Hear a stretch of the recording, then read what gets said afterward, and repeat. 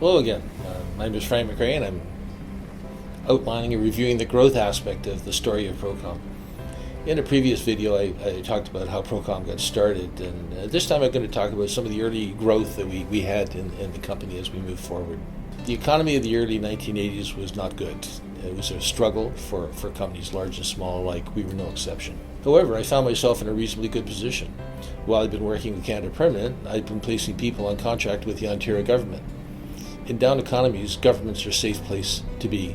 The people who I placed were getting well paid. We were very, very happy, while a lot of their friends were unemployed. A real break developed when the ministry that I'd worked for previously launched a major contract. They were using technology I was familiar with, which was KICS, S2K, COBOL. Most people won't even recognize those technologies these days. And I knew a lot about the technology. I also knew a lot about the people who worked on it. And I was very, very, very successful in placing people on that contract, and it ran for about 5 years, which was great. Having had success with this technology, I then started approaching all the clients who use that technology and had some success penetrating new clients. So we expanded our client base, we expanded our contractor base. At that time, I was working from my home located on Keewatin Avenue, near to the Yonge and Eglinton Exchange. My son Kent had been born 2 years earlier, and my wife had gone back to work, and so every morning I would get up and I would take Kent over to the daycare, and then return to the office, and I would treat it as if I was coming in, what have you. I would come in, walk up, and go down to work, and it truly was an office location. I tried to impose a strict discipline in terms of my hours, hit the phones and worked them hard. There were faxes, there were no email. Resume presentations were hard copy, delivered personally. There were no job boards. I relied upon manual files to cross-reference our people and the network of people that I developed.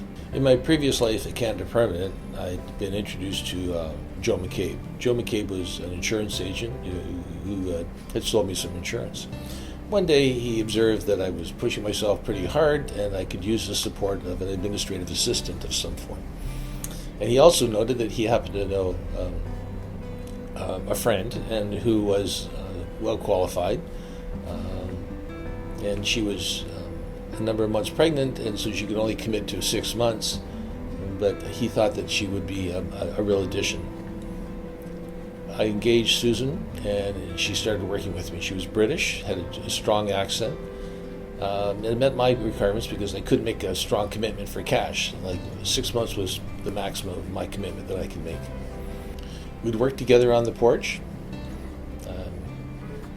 again, making calls. She was an expert. She could get meetings with people and get through, which I could not believe how well she did it. The phone would ring. She would pick it up and answer it in her British accent. The people would be very impressed, and she says, "I'll try Mr. McRae's line." And then she'd hand the phone over to me, and I'd take the phone, and we'd have the conversation. No one knew the realities of that work environment. One day, my wife came home early, and Susan answered the door. It appears I forgot to tell my wife that I had hired Susan. I paid dearly for that mistake.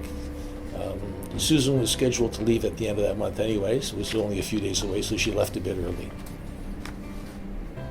Procom moved out of the house and took an office shortly thereafter.